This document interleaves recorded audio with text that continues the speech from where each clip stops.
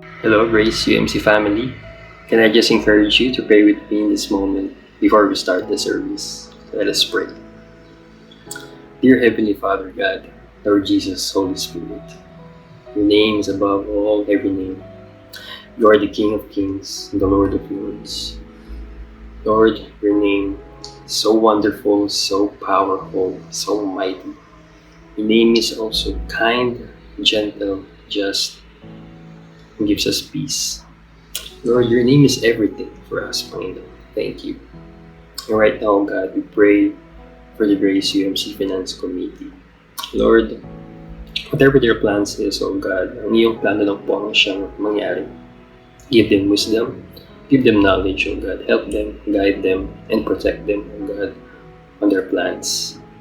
Lord, because we know, Lord, that you are our Jehovah Jireh, the God who provides. Yes, Lord God. And right now, Lord, help us, Lord, to not be anxious about anything, but in everything by prayer and supplication with thanksgiving. Let our request be made known to you in the peace that comes from you, which surpasses all understanding, will guard our hearts and our minds in Christ Jesus. Thank you, Lord Jesus. Thank you, thank you. Thank you, Lord, for guiding us, for protecting us in our feelings. Thank you, Lord, for keeping us away from worriness, anxious, or fear. Thank you, thank you. Right now, we also pray, Panginoon, for the body of Christ. Lord, we continue, Lord, to pray that you help us to build one another, helping each other in your body. Lord, keep us away from competition. But Lord, let there be completeness in your body, because where there is completeness, there is love. Lord, thank you, Lord. And help us also, Lord, to keep us away from envy, keep us away from pride, keep us away from miscommunication, oh God. Lord, let there be peace and harmony for forgiving one another in your body, oh God. Let your love, Panginoon, conquer in every way of us, Panginoon. Thank you, Lord God. Lord, we also pray for the leaders of society, specifically, Lord, for the military and police. Lord, we pray and declare, Lord, that they may not be the instrument, oh God, of corruption, of killings, murder, of bribery, Lord, of injustice. But Lord, we declare, Lord, that you may touch their hearts, oh God, that they may be your instrument of righteousness, of love, of joy, of protection, of peace in this nation, oh God, and also for the whole world, oh God. Lord, we also pray that you protect them as they do their job, Panginoon, also for protecting us, Panginoon. Thank you, O God. We also pray, Panginoon, for the Israel, for the Jews who are rejecting you being the Messiah. Lord, forgive them, and may you open their hearts, Panginoon, for repentance, Lord. And Lord, we just pray. We also pray, Lord, not just for the Jews who are rejecting that you are the Messiah, but for every people in this world who are rejecting that you are the Messiah. Father, forgive them, Lord. And also, Lord, for the people, Lord, who are not accepting you, Lord. Lord, we pray for salvation for those people, Panginoon. May you touch their hearts, oh God. We ask also for, Lord, we also ask for forgiveness, Panginoon. If there are times, Panginoon, that we follow our own ways rather than you, we ask also for forgiveness. For sometimes, Lord, that we prioritize ourselves rather than prioritizing you. We ask for forgiveness for sometimes being selfish rather than following you, oh God. Forgive us, oh God. Thank you, Lord, for your mercy, for your everyday mercy, for your everyday kindness, for your peace and love for us. Lord, truly, Lord, we are nothing without you. So, Lord, help us, oh God. Thank you. Thank you for everything. Lord, may you dismiss us with love, joy, peace, and kindness, and hope in our hearts, knowing, Lord, that you are in control of everything. Lord, thank you, Lord, for your promise to us that you will never leave us nor forsake us. Thank you, Lord. In Jesus' name we pray. Amen.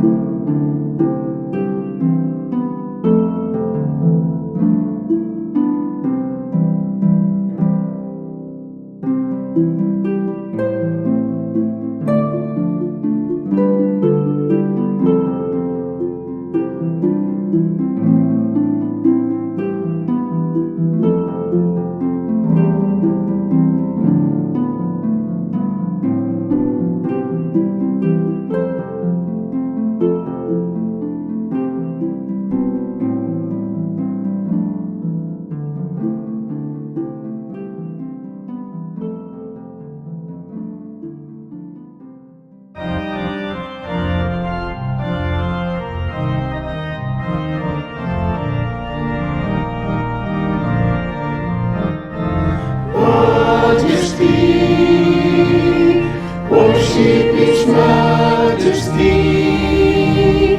Unto Jesus be all glory, power, and praise. Majesty, kingdom, authority, flow from His throne unto His throne, His anthem raised. So exalt, lift up on high the name of Jesus.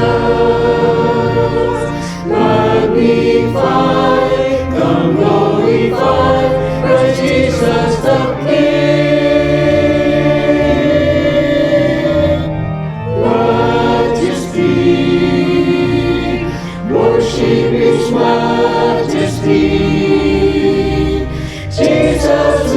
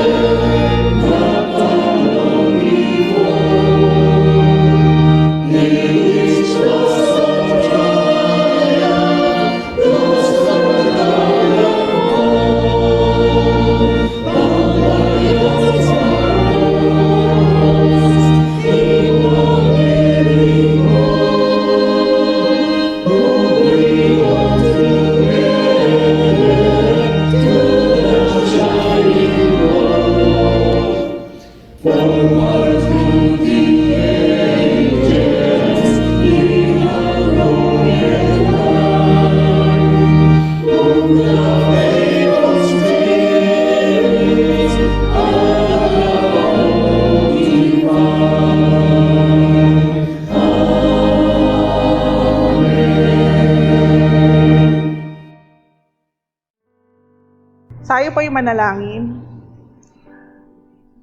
Aming Ama, aming Panginoon, patuloy kami nagpupuri at nagpapasalamat sa araw na ito na pinagkaloob mo sa amin upang kami ay patuloy na manambahan sa iyo. Panginoon, patuloy mo kaming linisin ang aming mga puso, ang aming mga isipan, at maging karapat dapat itong handog para sa iyo. Panginoon, alam namin na ikaw ang Diyos na tapat noon, ngayon, at sa hinaharap. Alam namin, Panginoon, na ikaw din ang Diyos na kumakalinga sa amin. Salamat, Panginoon, sa patuloy na pag-asa, patuloy na katagumpayan na aming nararanasan sa araw-araw. At sa aming pagsamba ngayon, ikaw ang patuloy na manguna sa aming koro, sa aming praise and worship, at maging sa aming pastor na gagamitin mo upang magdala ng inyong mensahe. Ikaw ang patuloy na magpala sa bawat isa sa amin at patuloy, Panginoon, na ikaw ay mapapurihan at mapasalamatan. At salamat, Panginoon, dahil ikaw ang kasama namin at ikaw ang patuloy na gumagabay sa amin.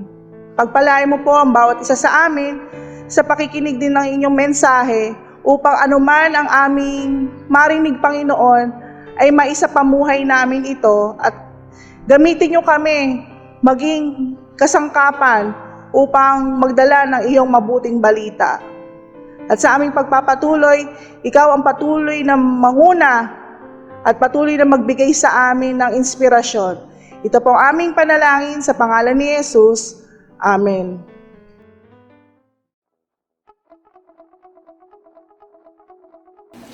Hello po, magandang umaga po sa ating lahat. Yes, Sunday na naman at itong araw na ito ay binibigay natin at inaalay natin sa nag-iisang Panginoon. So, kung kayo po ay nasa bahay, tayo pong lahat ay tumayo, sumayaw, at kumanta para sa Panginoon.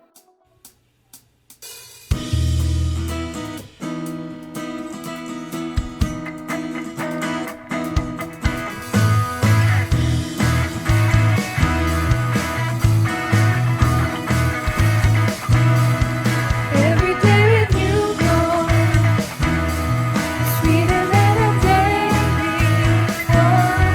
Every day with you, Lord, sweeter than a day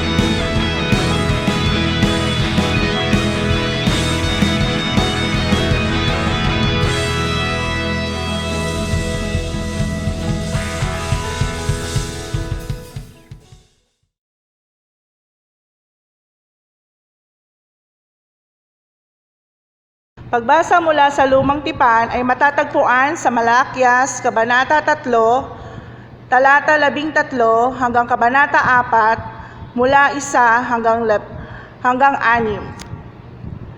Masasakit ang sinabi ninyo tungkol sa akin, sabi ni Yahweh. Ngunit ang tanong ninyo, ano ba ang sinabi namin laban sa inyo? Sabi ninyo, walang saysay ang maglingkod sa Diyos. Ano ba ang mapapala natin sa pagsunod sa kanyang mga utos o sa pagpapakita natin kay Yahweh na nagsisisi tayo sa nagawa nating kasalanan? Hindi ba't kung sino ang palalo ay siya pang pinagpapala? Hindi lamang nananagana ang masasama, kundi sinusubok pa nila ang Diyos sa paggawa nila ng kasamaan, ngunit hindi sila pinaparusahan.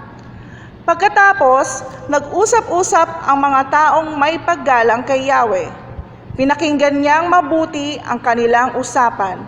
Kaya ipinatala niya sa isang aklat ang mga pangalan ng mga gumagalang sa kanya. Magiging akin sila, sabi ni Yahweh na makapangyarihan sa lahat. Sa araw na ako'y kumilos, itatangi ko sila bilang sariling akin.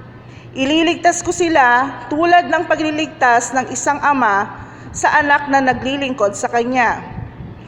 Muli ninyong makikita ang pagkakaiba ng mabuti at ng masama, ng taong naglilingkod sa Diyos at ng hindi naglilingkod sa Kanya. Darating ang araw na gaya ng isang nagbabagang hurno, tutupukin ang mga palalo at masasama gaya ng dayami at walang matitira sa kanila, sabi ni Yahweh na makapangyarihan sa lahat. Ngunit sa inyo na nagpaparangal sa akin ay sisikat ang aking katarungan na tulad ng araw at ang sinag nito'y magpapagaling sa inyo. Lulundag kayo sa tuwa na parang mga guyang pinalaya sa kulungan. Sa araw na ako'y kumilos, magtatagumpay kayo laban sa masasama at sila'y tatapakan ninyo na parang alabok, sabi ni Yahweh. Alalahanin ninyo ang mga itinuro ni Moises, ang mga tuntunin at kautosang ibinigay ko sa kanya sa bundok ng Sinai, upang sundin ng bansang Israel. Ngunit bago dumating ang kilakilabot na araw ni Yahweh, isusugo ko sa inyo si Propeta Elias. Muling magkakasundo ang mga ama at ang mga anak, kung hindi mapipilitan akong magtungo riyan at ganap na wasakin ang inyong bayan. Pagpalain tayo ng Panginoon sa pagkabasa ng kanyang salita. Kapatid, samahan po ninyo ako sa pagbasa po natin sa Bagong Tipan mula po sa Ebanghelyo ayon po kay Mateo, Kabanata 13, talatang 24 hanggang 30. Ito po ang sinasabi. Nagsalaysay muli si Jesus sa kanila ng isa pang talinhaga. Sinabi niya, ang kaharian ng langit ay katulad ng isang taong naghasik ng mabuting binhi sa kanyang bukid. Isang gabi, habang natutulog ang mga tao, dumating ang kanyang kaaway, naghasik ng mapanirang damo sa triguhan at saka umalis. Nang tumubo at magbunga ang trigo, lumitaw din ang mapanirang damo. Kaya't pumunta ang mga utusan sa may-ari ng bukid at nagtanong, hindi po ba mabuting binhi lamang ang inihasik ninyo sa inyong bukid? Bakit po may damo ngayon? Sumagot siya, isang kaaway ang may kagagawan nito. Tinanong siya ng mga utusan, bubunutin po ba namin ang mga damo? Huwag. Baka mabunot pati ang mga trigo, sagot niya. Hayaan na lamang ninyong lumago kapwa ang damo at ang trigo hanggang sa anihan. Sa pag-aani, sasabihin ko sa mga takapag-ani, ipunin muna ninyo ang mga damo at inyong pagbigkis-bigkisin at saka sunugin. Pagkatapos, ipunin naman ninyo ang trigo sa aking kamalig. Mga kapatid, mga minamahal sa Panginoon, idagdag po ng ating Diyos ang kanyang pagpapala sa bawat sa atin sa pagkabasa po ng kanyang banal na salita. Amen.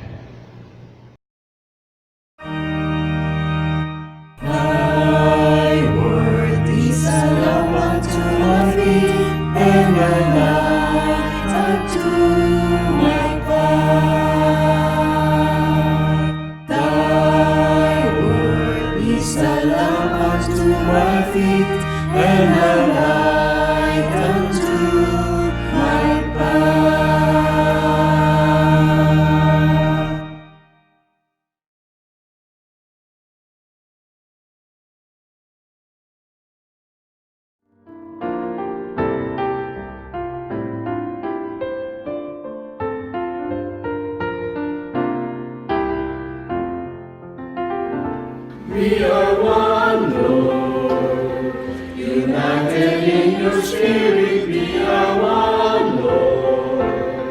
Surrounded by your love, we are one, Lord.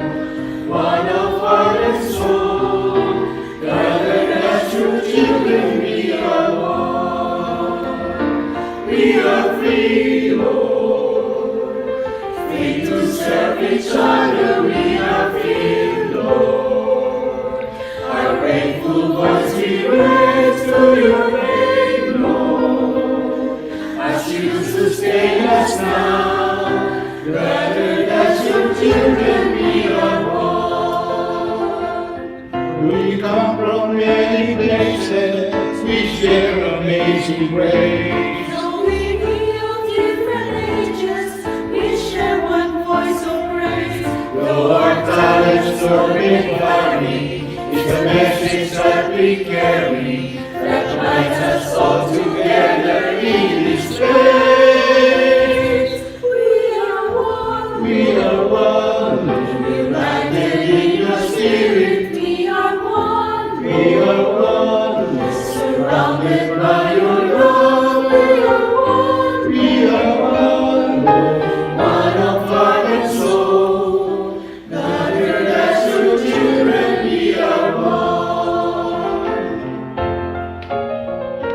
We are one, Lord. United in your spirit, we are one, Lord. Surrounded by your love, we are one, Lord. One of heart and soul, gathered as your children, we are one. Gathered as your children, we are one.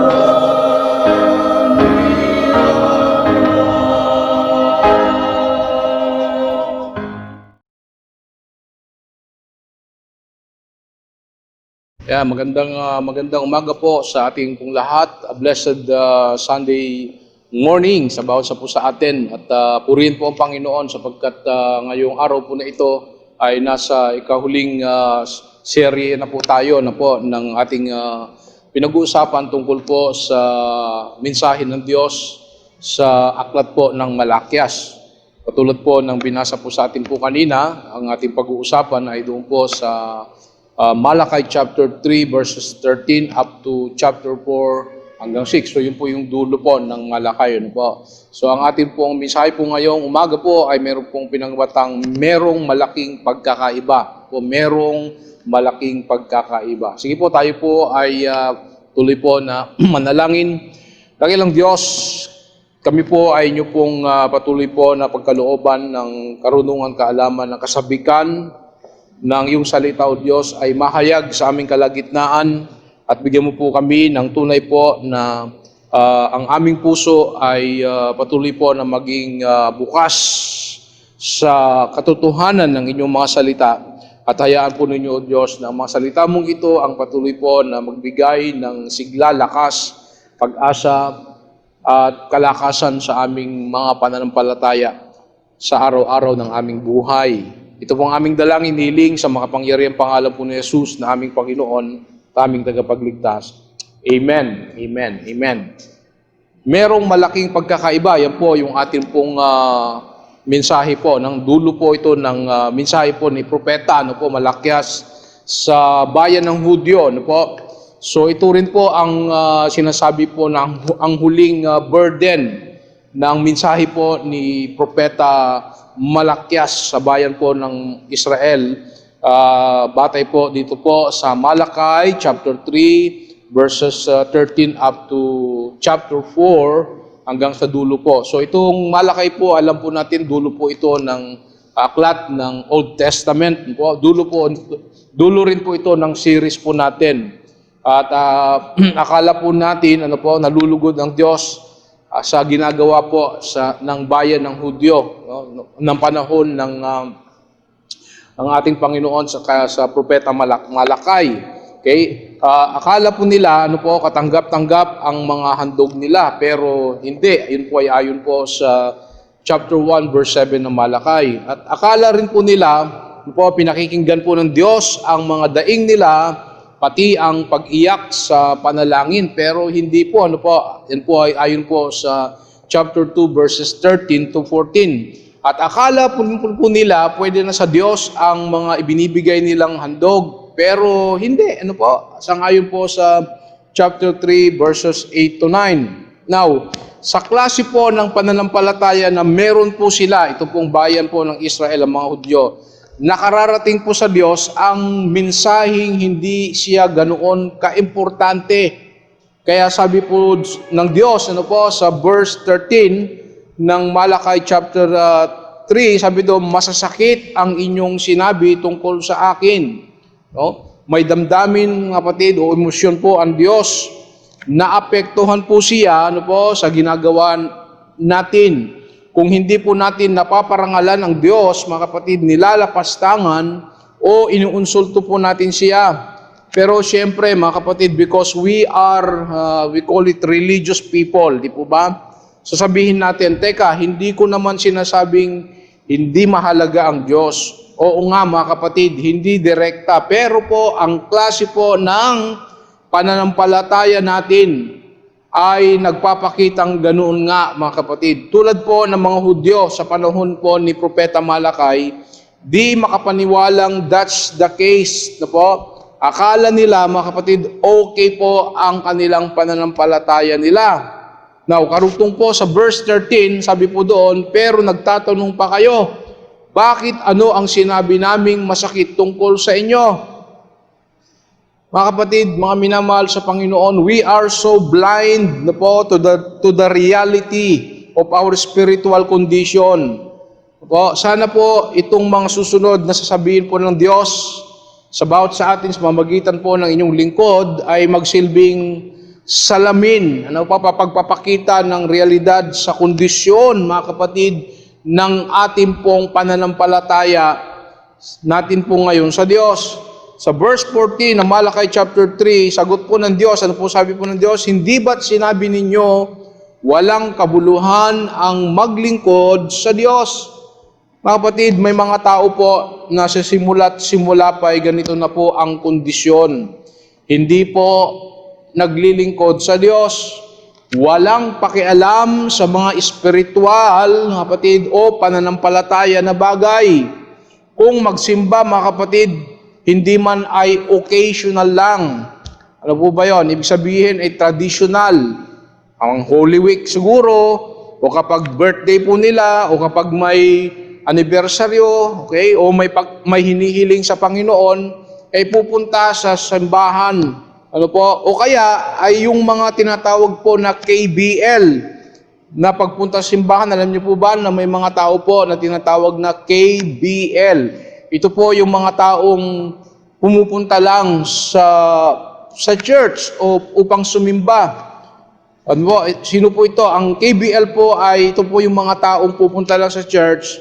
Pag sila po ay kasal, yan, kasal, K, B, binyag, L at libing. So, imagine niyo mga kapatid, may mga tinatawag po tayong mga tradisyonal na ang kondisyon ng kanilang pananampalataya o kanilang pagpunta sa iglesia po ay nakabatay lamang sa kanilang sinasabi nating KBL, kasal, binyag, libing. Okay? Meron po namang mga tao po na nagsimulang mainit sa paglilingkod, kaso naramdaman nilang it's not worth it. Ano po? O may mas mahalaga pa silang bagay po na dapat unahin kaysa sa mga spiritual na bagay. So, kapatid, they ended up not serving God at all. Alam niyo po, ang tawag po dito, this is called spiritual passivity. Meron naman, at ito po ang tendency ng karamihan po sa atin, na active nga po sa paglilingkod, pero panlabas lang. O ang saloobin lang naman ay dahil may gustong makuha sa Diyos sa panalangin. Nag-iika po na akalang susuklian ng Diyos ng material prosperity ang katapatan nila. Dumadalo sa gawain pero masabing spiritual siya. Sabi po sa karugtong ng verse 14 ng Malakay chapter 3, at ano ang mapapala natin kung ipakita natin sa Diyos na nalulungkot tayo at nagsisisi sa ating mga kasalanan. Siguro po masigasig sila po sa prayer o regular ang kanilang fasting. Pero po sa loob-loob po nila parang wala silang napapala. Parang hindi gumiginhawa ang buhay po nila o ginagawa nila para masabi lang po na ginagawa nila. This is what we call spiritual activity. Hindi ibig sabihin kalugod-lugod sa Diyos. This is merely, mga kapatid, legalistic performance. Now, sa kabilang banda naman, mga kapatid, may mga taong napapansing mas mainam pang gumawa ng masama o tumulad sa mga taong makamundo. Ang relihiyon, ayon po sa kanila, wala namang kinalaman sa buhay. Nagsisimba nga sila kapag linggo, pero kahalayan at kasamaan naman ang inaatupag nila pagdating po ng Lunes hanggang Sabado. Ito po ang mga taong nagsasabi po ng tulad po sa Malakay chapter 3 verse 15. Ano po sabi po doon? Masasabing pa nga natin na mapalad ang mga taong mayabang sapagkat silang gumagawa ng masama ay umuunlad. At kahit na sinusubok nila ang Diyos, hindi sila napaparusahan. May gusto na nila ang mga bagay sa mundo, ang yumaman, ang sumikat, ang maging powerful, kaysa maglingkod sa Diyos. Kapatid, this is called immorality or recklessness. Para po sa kanila, okay lang naman ang gumawa ng kasalanan, kung saan ka masaya, gawin mo. Lahat tayo, mga kapatid, lahat po tayo, ikaw at ako po, ay maaari pong may ganitong mga tendencies.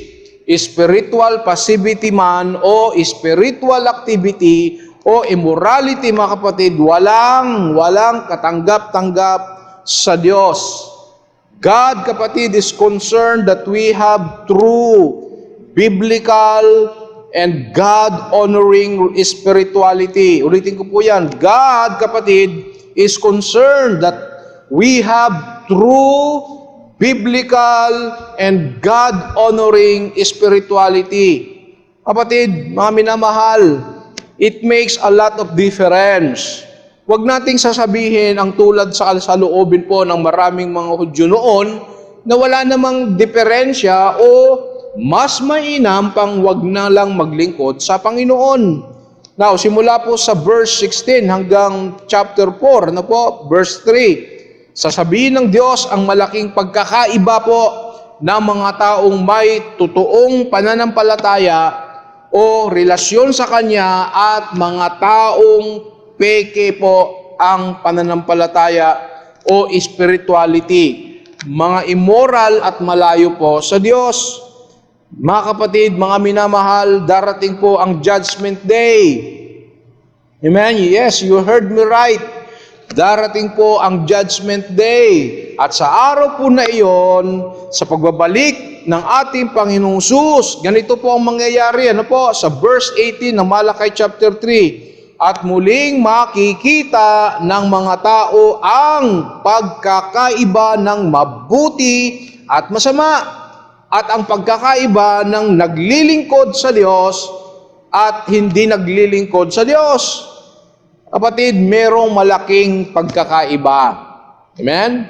Sabi mo nga sa katabi mo, merong malaking pagkakaiba ang mabuti at masama. Kapatid, ang mabuti po ay iyong mga totoong naglilingkod sa Diyos. Ang masama, mga kapatid, ay yung mga hindi o kung naglilingkod man ay pakitang tao lang. Pansariling motibo lang, sabi nga po nila. No?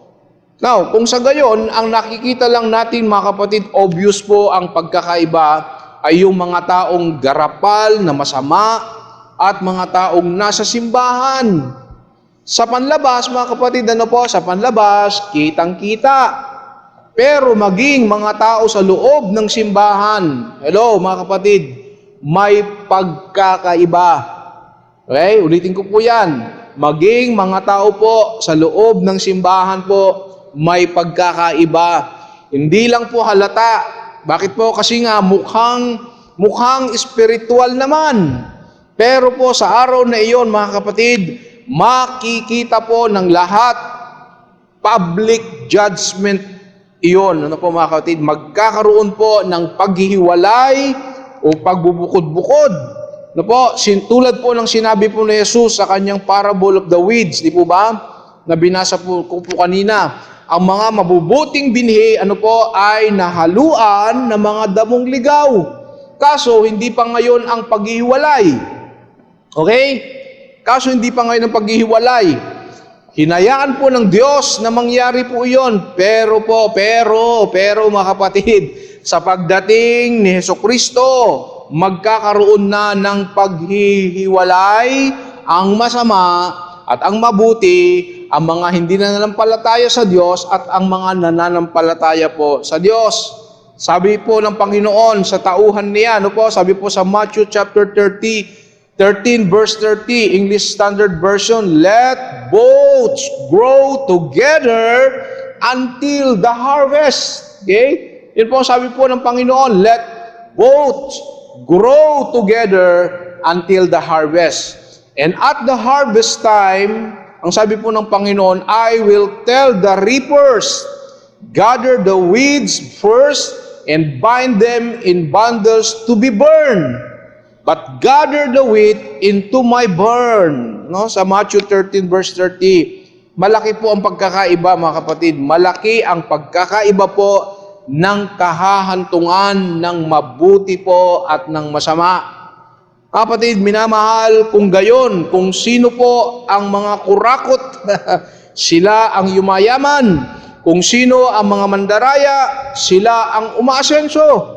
Kung sino ang gumagawa ng masama, parang sila pa ang nag-i-enjoy sa buhay. Pero po mga kapatid, pero sa araw po na iyon, mababaliwala po ang mga iyon at mararanasan nila, mga kapatid, ang bigat na po ng parusa po ng hustisya po ng Diyos. Ang sabi po sa Malakay chapter 4 verse 1, sinabi ng Panginoong makapangyarihan, tiyak na darating ang araw ng pagpaparusa, magiging tulad ito na nagliliyab na pugon. Parurusahan ko ang lahat ng mayayabang at masasamang gaya ng pagsunog ng dayami. Magiging tulad sila ng sinunog na kahoy na walang natirang sanga o ugat. Mga kapatid, tanong, Pastor, totoo ba yan? Mangyayari po ba yan? Pastor, sigurado po iyan? Yan marahil ang mga tinatanong natin o ng mga tao, ano po? Mga kapatid, sigurado po iyan. 100%. Hindi po ito pakikipagsapalaran na pwedeng mangyari o pwedeng hindi mangyari. Tiyak po na darating ang araw ng pagpaparusa. Ang kasalanan ng tao po halataman sa paningin natin o nakatago po sa peking espiritualidad o pananampalataya, hahatulan po ng Diyos. Lahat po ng mayayabang at masasama, lahat naman ng masasama o peke po ang pananampalataya o spirituality, umayabang sa sariling nagtitiwala, ang parusang ito po, mga kapatid, ay hindi parang kinanti ka lang, kapatid. No. Matinding sakit po ang mararanasan mo. Magiging tulad po ng nagliliyab na pugon. Ang sabi po kanina, maaring ang iba po sa inyo naranasan ng mapaso o masilaban ng apoy. Pero po, hindi mo pa nararanasan po ang sakit na ang buong katawan mo po ay parang nililitsyon. At hindi lang ito pansamantala, mga kapatid, o panandalian lang. Ang sabi po doon, gaya ng pagsunog ng dayami, magiging tulad sila ng sinunog na kahoy na walang natirang sanga o ugat. Kapatid, lubusan at walang katapusan ang pagpaparusa po ng Diyos. Terrible po, terrible, kapatid, ang naghihintay sa mga taong gumagawa po ng masama.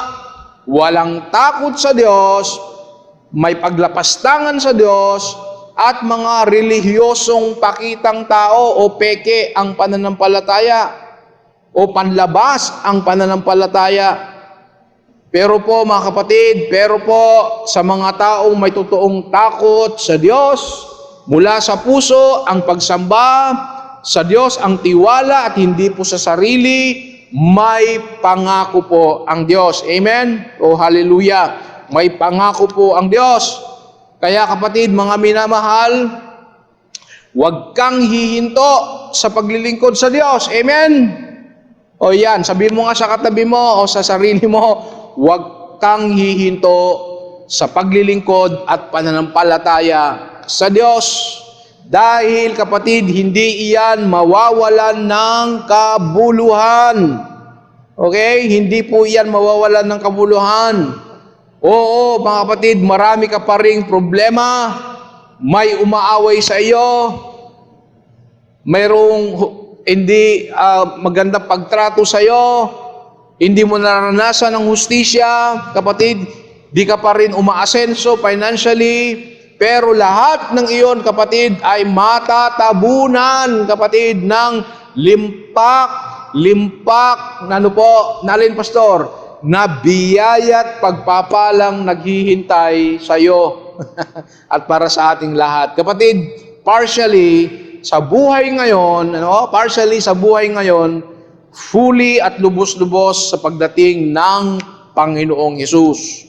Now, mga kapatid, magbanggit po ako ng 7 mula sa text natin. Ano po sabi po dito? Una, nakikinggan ka ng Diyos. Tingnan po ninyo yung mga pagpapala na maaaring naghihintay sa atin. Okay, number 1, pinakikinggan ka ng Diyos. Sa verse 16, sabi doon, pagkatapos, nag-usap-usap ang mga gumagalang sa Panginoon. Narinig ng Panginoon ang kanilang pinag-uusapan. Kapatid, nakikinig ang Diyos sa iyo. Amen? Nakikinig po ang Diyos sa ating mga panalangin. Katulad po ng ating binasa po.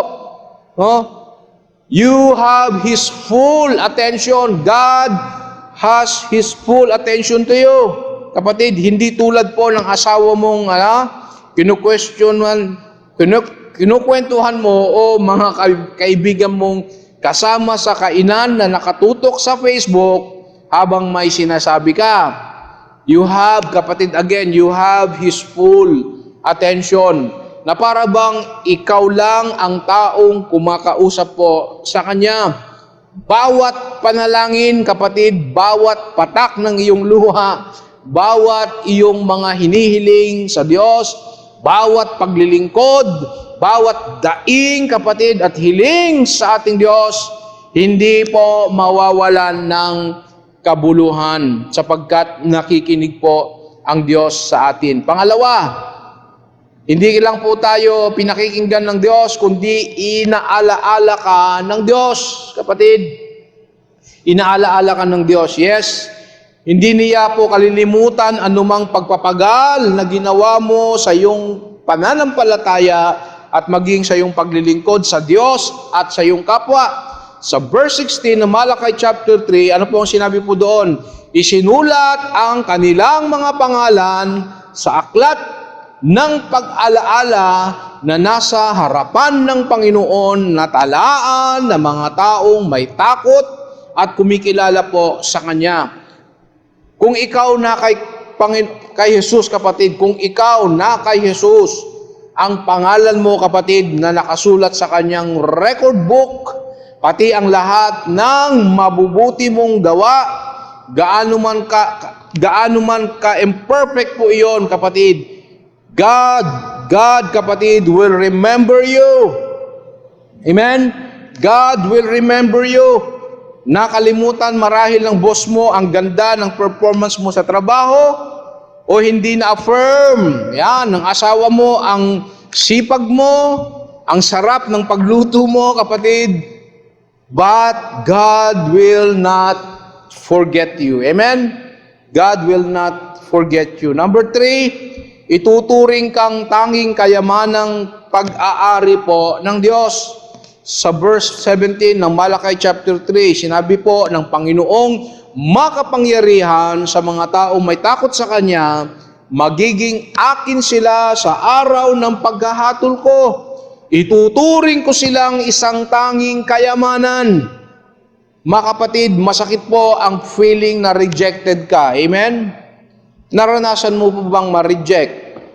Maitakwil ng sinuman o mabaliwala ng ibang mga tao na hindi ka pinahahalagahan sa buhay mong ito. But, kapatid, but you are a precious in the sight of God. He will not let you go. Amen? You are precious, kapatid, in the sight of God. He will not let you go kahit po masakit na feeling ay ikaw ay rejected ka ng ibang tao, nababaliwala ka ng ibang tao, o hindi ka pinapahalagahan ng tao. Again, kapatid, let me tell you this. You are precious in the sight of God. He will not let you go. Number 4, kapatid. Number 4, kaawaan ka ng iyong ama. Malakay chapter 3 verse 17. Ang sabi doon, hindi ko sila parurusahan. Sa halip ay kaaawaan ko sila tulad ng isang amang naaawa sa kanyang anak na naglilingkod at masunurin sa kanya. Kapatid, mga minamahal, dapat kang parusahan dahil sa kasalanan mo. Yes, you heard me right. Dapat kang parusahan dahil sa kasalanan mo o sa kasalanan natin. Pero naranasan mo ang awa niya dahil kay Kristo. No, sa araw po na iyon, haharap ka sa Kanya, kapatid, na walang katatakutang parusa. You have now received mercy. You are now a child of God. Amen? Hallelujah. Sabihin mo ngayon, you have now received mercy. You are now a child of God. Number 5, kapatid, pagagalingin ang lahat ng mga sugat mo. Hallelujah. Malakay chapter 4 verse 2, sabi po doon, pero kayong may takot sa akin ay ililigtas ko gaya ng pagsikat ng araw na ang sinag nito ay nagbibigay ng kabutihan. Kapatid, ibig sabihin sa literal healing o kagalingan. Sa literal nito po ay kinukumpara po ang sinag po ng araw na sumisikat sa umaga na parang isang pakpak na lumilipad at sa kanyang mga pakpak, kapatid, ay dadalhin tayo at mararanasan natin ang lubos na kagalingan. Lahat po ng iniinda mong sakit, kapatid, ay tuluyang mawawala. Your broken heart, listen to this, church, mga minamahal, mga kapatid, your broken heart will be completely healed. Wala ng hirap, wala ng iyak, wala ng kalungkutan. Amen? Your broken heart will be completely healed. Amen. Hallelujah. Pang-anim, kapatid, mararanasan mo ang lubos na kagalakan. Okay? Mararanasan mo ang lubos na kagalakan. Ayon po sa Malakay chapter 4 verse 2, ituloy mo natin. Kaya lulundag kayo sa tuwa, sabi po doon, na parang buyang pinakawalan sa kulungan. Okay? Mga kapatid, mga minamahal, ayaw nating nakukontrol ng sarili nating kasalanan o ng gusto po ng ibang tao. We want freedom actually. Di po ba? Gusto po natin ng kalayaan. Sino po ba ang ayaw ng kalayaan? We want freedom. And on that day, mga kapatid, we will enjoy, true freedom. Alright? What is true freedom? Ang kalayaang, maglulundag sa tuwa at ipagdiwang ang kabutihan po ng Diyos sa iyo at para sa atin. Amen? Number 7, kapatid, igagawad sa iyo ang tunay na karangalan. Okay? Igagawad sa iyo ang tunay na karangalan. Huwag kang masyadong mag-enjoy, kapatid, kung ikaw o ang anak mo ay graduate o nasa top o maraming awards. Di ba? Siyempre, mga kapatid, gusto nating mga magulang ang honor at recognition. Ayaw nating nasa hulihan. Pero po, ang totoong karangalan, kapatid, mga minamahal, ay ang makasama po ang ating Panginoong Sus na mamamahala at maghari. Ano po ang sabi po sa Malakay chapter 4 verse 3? Pagdating ng araw na isakatuparan ko na ang mga bagay na ito, lilipulin ninyo ang masasama na parang alikabok na tinatapakan. Kapatid, ayan po sabi po doon. Kung para kang tinatapakan ngayon, ayan kapatid, kung para kang feeling mo tinatapakan ngayon, sa araw na iyon kapatid, mararanasan mo ang tunay na karangalang ibibigay po sa iyo ng Diyos. The last will be first. Kapatid, the last will be first. Ngayon, sino ngayon sa inyo ang magsasabing walang mapapala ang mga taong tunay na naglilingkod sa Diyos? Di po ba? Sa lahat ng 7 sinabi ko, kapatid, kanina, sino ngayon sa inyo ang magsasabing walang mapapala? Ano po? Magagantipalaan ang mga taong tunay na nanampalataya at naglilingkod sa Diyos.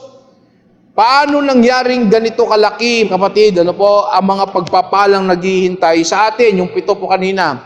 Sa gayong nararapat lang na ikaw at ako, tayo pong lahat, ang tumanggap ng parusa ng Diyos dahil po sa malaking pagkukulang natin sa Kanya. Ano po ang sabi po sa Malakay chapter 4 verse 4? Sundin, alalahanin ninyo ang kautusang ibinigay ng aking lingkod na si Moises. Mga kapatid, mga minamahal, ang mga utos po at mga tuntuning iyan ay ibinigay ko sa kanya roon sa bundok ng Sinai, sa Horeb, para sa lahat ng mamamayan ng Israel. Hindi naman po sila nakasunod, di po ba? Doon po sa alituntunin o utos ng Panginoon sa kanila, ang bayang Israel, hindi naman po sila nakasunod at hindi naman din tayo nakasunod. Di po ba? Kahit po sa pagsisikap nating mas maging, spiritual, alam natin pong malaki pa rin po ang kulang. Okay? Malaki pa rin po ang kulang. Kaya nga po, sabi po sa literal, alalahanin. Yung binasa ko po kanina. Okay? Sabi po ng Malakay chapter 4 verse 4, sundin o alalahanin. Yun po yung literal. Sa kabila po ng mga utos po na iyon, mga kapatid, ay may pangako ang Diyos na siya ang gagawa para maibalik tayo po sa magandang relasyon sa Kanya. Now, sa Malakay chapter 4 verse 5 to 6, sabi po doon, this is how Malakay in the Old Testament ends. Makinig kayo. Ayan, ang sabi po doon, makinig kayo. Bago po dumating ang nakakapangilabot po na araw ng ating pagpaparusa, ang sabi ng Panginoon, susuguin ko sa inyo si Propeta Elias.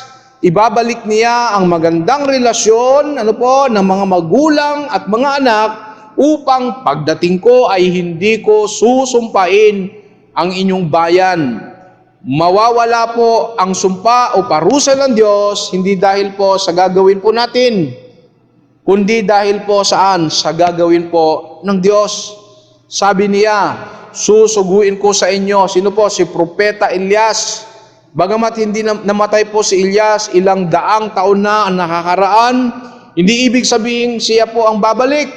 Pero isang katulad niya, sinabi ni Jesus tungkol kay John the Baptist. Okay? Makikita po natin sa Matthew chapter 11 verse 14 and Matthew 17 verse 19 to 13. Sabi po doon, He is Elijah who is to come. Pero itinanggi naman ni John na siya itong si Elijah. Sa John chapter 1 verse 21, sabi doon, dahil malamang na may isa pang tulad po ni Elijah na darating bago po ang pagbabalik ni Jesus. Nang sabi po ng ilan ay isa sa mga 2 witnesses na binabanggit po sa Revelation chapter 11 verse 3. Whatever the case, whatever the case mga kapatid, whatever the case, itong tulad po ni Elias, ang maghahanda po sa pagdating po ni Jesus, sa kanyang unang pagdating at sa kanyang pagbabalik. Sa kanyang unang pagdating, mga kapatid, alalahanin natin siya po ang tumupad ng kautusan po ni Moises. Siya po ang propetang dumating na higit pa kay Moises at kay Elias. Hindi lang po siya nagsalita tungkol sa Diyos, kapatid. Siya mismo ang kapahayagan ng Diyos at katuparan ng lahat ng nakasulat po sa aklat ng mga propeta. Tulad po ng sabi niya sa dalawang disciples niya sa daang patungong Emmaus. Po, nang siya'y muling nabuhay. Luke chapter 24 verse 27 and also Luke 24 verse 44. Pinatunayan ito ng si Jesus po ay nagbagong anyo po sa bundok. Ano po yung transfiguration? At nagpakita sina Moises at Elias at kinausap po siya. Kapatid, mga minamahal, si Jesus po ang dahilan. Si Jesus po ang dahilan kung bakit di natin haharapin ang nakapangingilabot na araw ng ating pagpaparusa. Okay, sabi po sa Malakay chapter 4 verse 5, yan po yun, nakapangingilabot na araw ng ating pagpaparusa. Dahil po kapatid, dahil po sa kamatayan po ng ating Panginoon sa krus, Panginoong Hesus sa krus ng Kalbaryo, sa nakapangingilabot na araw ng pagpaparusa ng Diyos sa Kanya, kapatid, kahit wala siyang kasalanan, nagdusa siya, kapatid, para hindi po tayo ang magdusa. Okay? Pinarusahan po ang ating Panginoon Hesus para tayo po ay kaawaan po ng Diyos. Sinugatan po siya para tayo po ay magkaroon po ng kagalingan. Amen? And at His death, mga kapatid, and at His death, the land was filled with darkness, that the Son of Righteousness shall rise on us, kapatid. Sinunog po siya ng apoy, ng galit ng Diyos, para hindi na po tayo masunog ng apoy ng kanyang galit, kundi mabalot po ng init, ng kanyang pagmamahal. Tumangis po siya at humagulgol sa tindi ng kalungkutan para po tayo naman ay maglulundag sa tuwa dahil po sa kaligtasang tinanggap nating lahat. Amen? Oh, hallelujah. Praise be to God. Ang sabi po ni John Piper, ano po ang sabi po ni John Piper? I quote, and he said, sabi doon, He will spare sinful sons precisely because He did not spare His only sinless Son. End of quote. Mga kapatid, that's the gospel. That's the gospel. So, mga kapatid, when you read Malachi or any other Old Testament book, don't fail, kapatid, to remember the gospel of our Lord Jesus Christ. True spirituality or true faith, kapatid, is a response to the gospel of grace. Let me repeat that. True spirituality or true faith is our response to the gospel of grace. It's a matter of the heart, kapatid. It's a matter of the heart, not religious outward performances.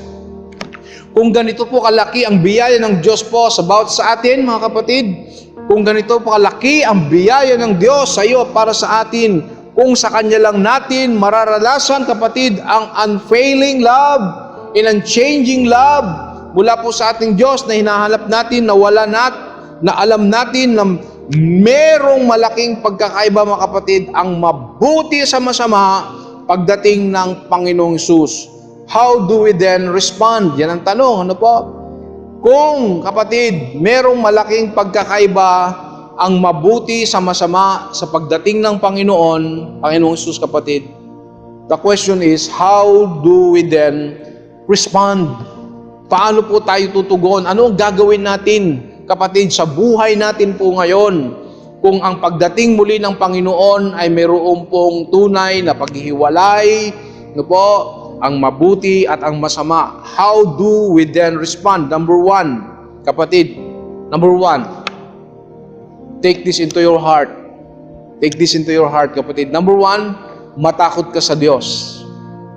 Yes, kapatid, matakot ka sa Diyos. Malakay chapter 3 verse 16, also verse 17.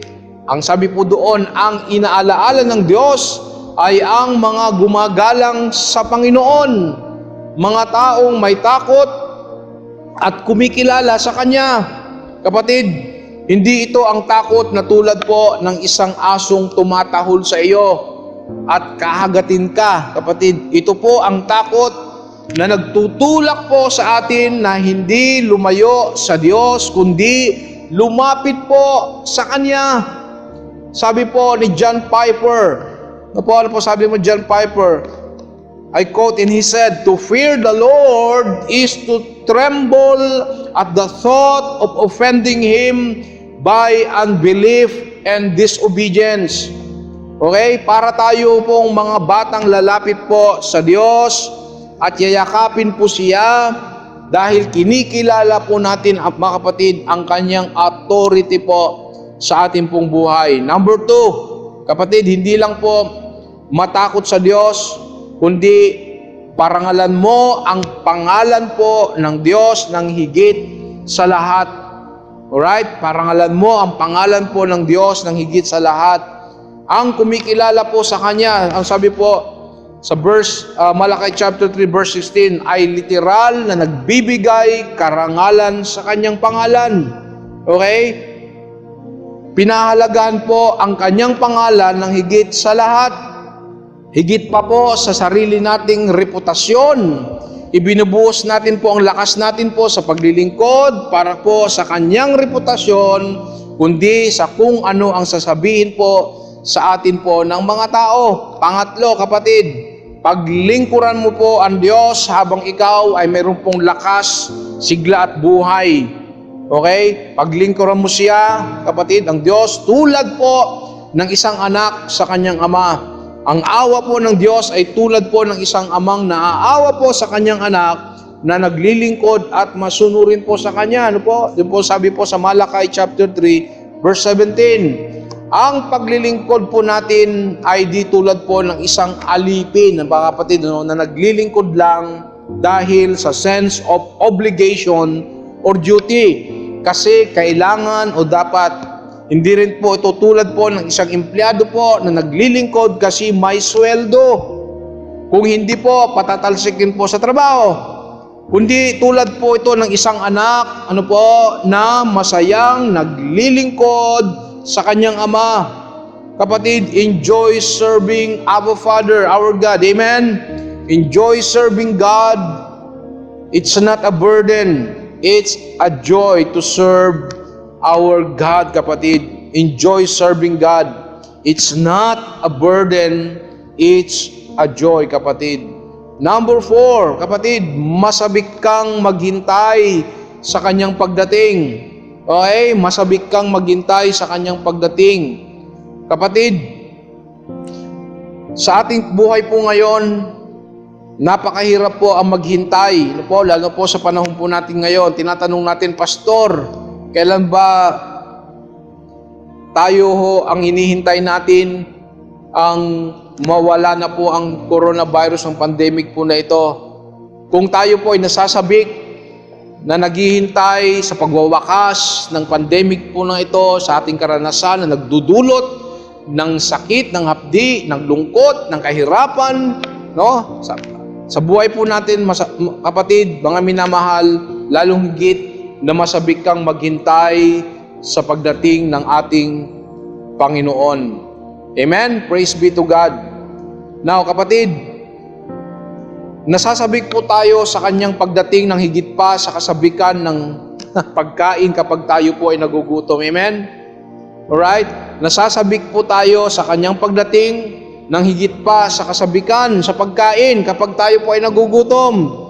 Si Jesus po ang katugunan ng lahat ng hinahanap po ng ating puso't damdamin. Ang sabi po ni David Platt, do we really want more of God? Okay, do we want more of God in our lives? Do we want more of God in our families? Do we want more of God in our marriages? Do we want more of God in our relationships? Do we want more of God in our church? Do we really want more of God, kapatid, in our city? Do we really want God in our word, kapatid? If so, kapatid, if so, kapatid, maghintay po tayo sa ating Panginoon na may kasabikan. Okay? Maghintay po tayo sa Kanya. More than we want the basic daily necessity of food or whatever po sa ating buhay, more than what we want, kapatid, the basic daily necessity in our life, kapatid, we long, O God, for you. Di po ba? Dapat yung ang ating damdamin. We desire for God. We crave for God. And we are hungry for God sa ating pong buhay po ngayon. Panglima, mga kapatid. Panglima, listen to this. Makipagkasundo ka sa iba. Yes. Makipagkasundo ka sa iba. Ano po sabi po sa Malakay chapter 4 verse 6? Ibabalik niya ang magandang relasyon ng mga magulang at mga anak upang pagdating ko, sabi po doon, ay hindi ko susumpain ang inyong bayan. Kapatid, mga minamahal, nang akuin na po ng ating Panginoon Jesus ang sumpa para po sa iyo at para sa atin na ibalik na po tayo sa magandang relasyon sa Diyos. Amen? At kasunod po nito ay ang pagpapanumbalik po ng magandang relasyon po natin po sa iba, mga tatay, sa anak, o mga nanay, sa ama, o ama, sa ina, ama, sa anak, anak, sa mga magulang, mga asawa, sa kanilang mga asawa, o sa inyong biyanan, o kapitbahay, o kasama po sa inyo kong katrabaho sa office, o classmate po ninyo, kapitbahay po ninyo, mga kapatid. Sa tulong po ng Panginoon, mga kapatid, sa tulong po lamang ng ating Panginoong Sus, hindi po natin po kaya sa ating sarili ang may panumbalik ang ating mga nasirang ugnayan marahil sa ating pong mga mahal sa buhay, sa ating pamilya, sa ating kapwa. Sa tulong lamang po ng ating Panginoong Hesus, gagawa po tayo, kapatid, ng hakbang para makipagkasundo. Amen?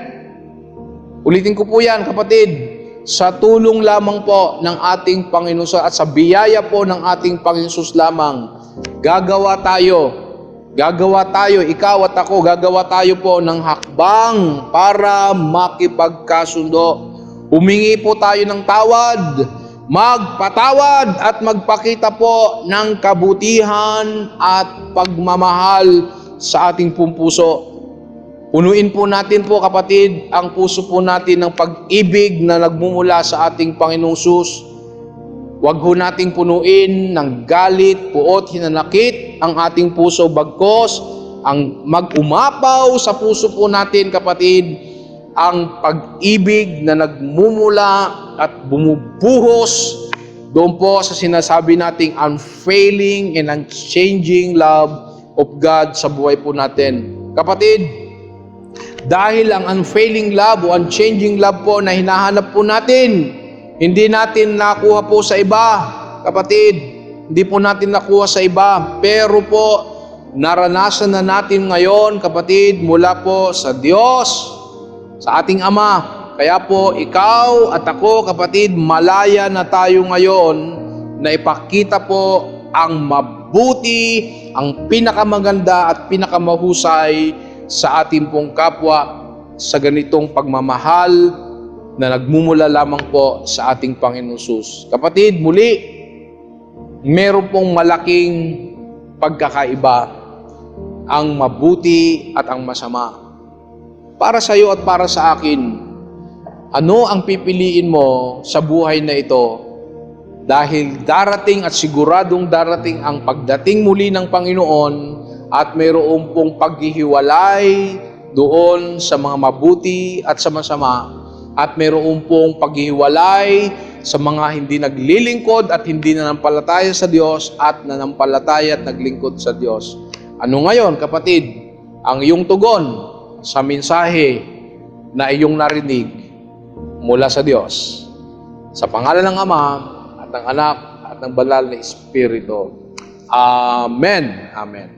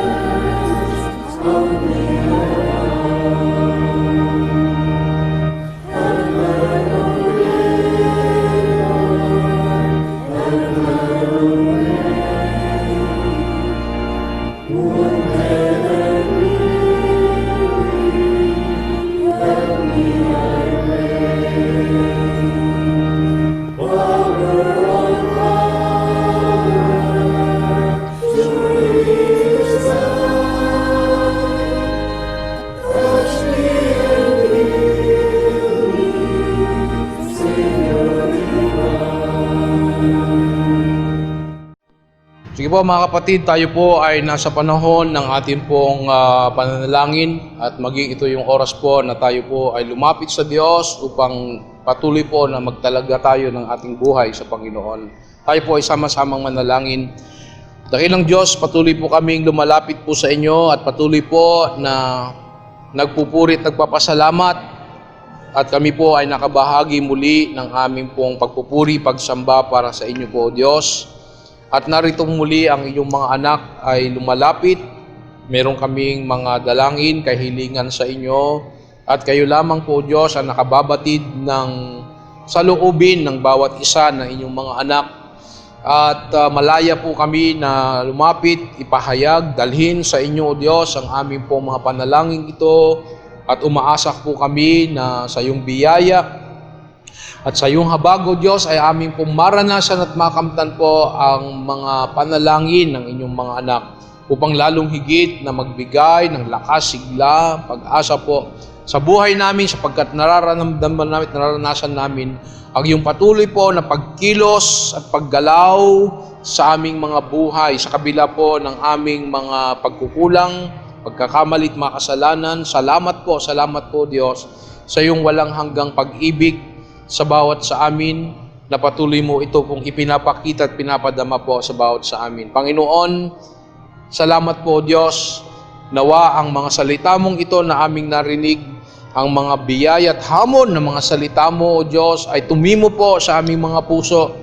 Hindi lang po sana ito po aming napakinggan o magbigay ng dagdag na karunungan sa bawat sa amin, kundi tulungan mo po kami mula po sa kapangyarihan ng banal na Espiritu na baguhin ang aming isip, puso, Panginoon, tungkol sa iyong mga salita na nagbibigay ng inspirasyon, nagbibigay, O Diyos, ng pagpapaliwanag, nagbibigay, Panginoon, ng pagtuturo mo upang kami po ay patuloy po na umunlad, makilala ka ng lubusan sa aming mga buhay.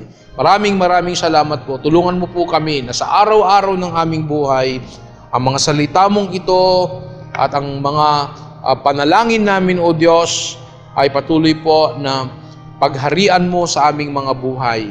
Amin pong pinagpapasalamat at itinataas po sa inyo ang aming mga kapatid na nagdiriwang ng kanilang kaarawan. Maraming salamat po, Diyos, sa panibagong dagdag ng biyaya ng taon at gayon din sa mga mag-asawa po na nagdiriwang ng kanilang anibersaryo po ng kasal. Pagpalain mo patuloy po, Diyos, ang pagsasama po ng mga mag-asawa. Buklurin mo sila sa pag-ibig na nagmumula po sa iyo. Pag-alabin po ninyo patuloy ang kanilang pagmamahalan, paglilingkuran sa bawat isa at ang relasyon na nagmumula po sa inyo na kung saan kayo, ang Diyos, na nagbuklod sa kanila ay patuloy po ng madama, Panginoon, ang iyong pangunguna po at pagpapala at pagliligtas sa kanilang pamilya at maging sa kanilang buong sambahayan. Totoo po, O Diyos, na napakaraming mga hamon sa buhay po namin, sa mga mag-asawa, sa mga anak, sa aming mga ministeryo, maging sa aming mga hanap buhay, at maging sa aming mga negosyo, Panginoon, ng inyong mga anak. O God, you are a God of order, Lord, and we pray, Lord Jesus, na patuloy po nawa na ang buhay po namin sa araw-araw ay naroon po ang kaayusan na nagmumula po sa inyo. Tulungan mo po kami ang mga maaring mga problema, gusot sa aming mga pamilya at sambahayan. Kayo po, Diyos, ang aming inaasahan na siyang patuloy po na magbubuklod sa iyong biyaya, Panginoon. Kami po ay lumalapit, kahabagan po ninyo ang bawat mga sambahayan at tulungan mo kami, Panginoon, na magpatuloy po na magpalinis po sa inyo at turuan mo po ang aming puso, Panginoon, na tumanggap ng mga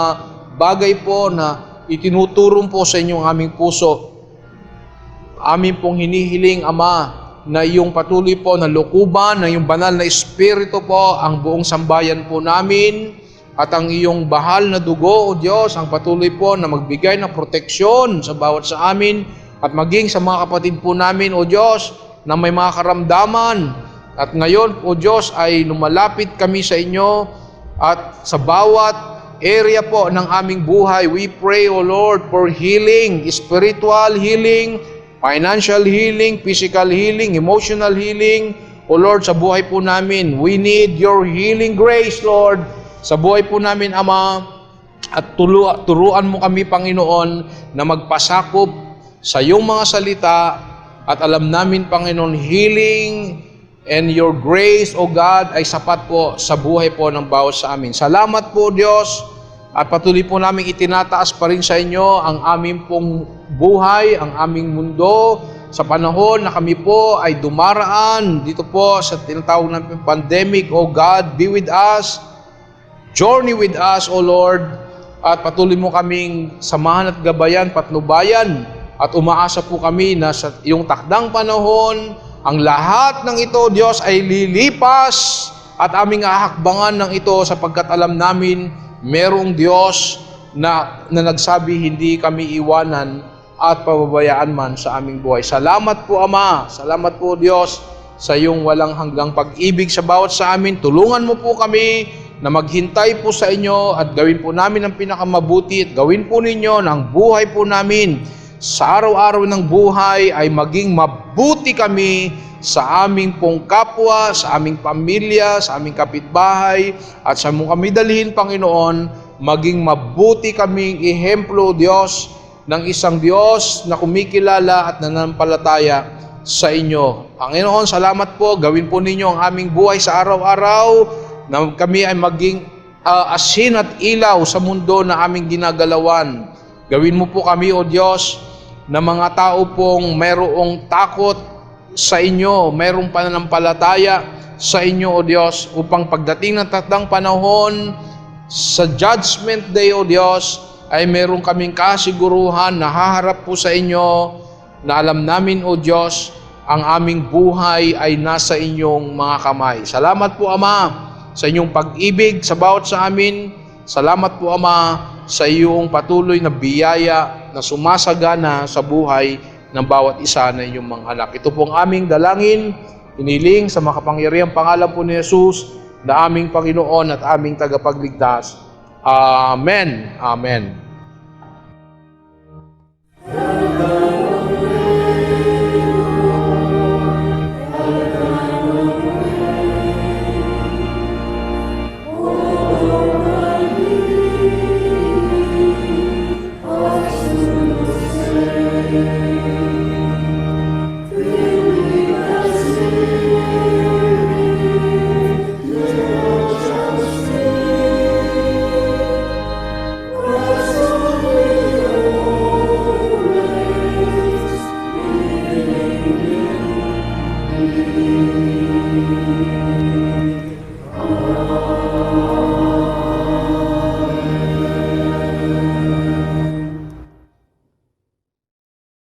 Mga minamahal sa sambayan ng Panginoon, tayo po ay tumayon lahat at sabay-sabay po natin na tanggapin ang pagpapala at bendisyon ng ating Diyos. Ating pong itaas ang ating mga kamay sa Panginoon. Mga minamahal sa sambayan ng ating Panginoon, pagpalain tayo ng ating Diyos na ating tagapaglikha, pagpalain tayo ng ating Jesucristo na ating tagapagligtas at manunubos, at pagpalain tayo ng banal na Espiritu na sa ating lakas, patnubay at gabay sa ating buhay mula ngayon at magpakaila-kailan paman. Sa pangalan ng Ama, ng Anak at ng banal na Espiritu. Amen.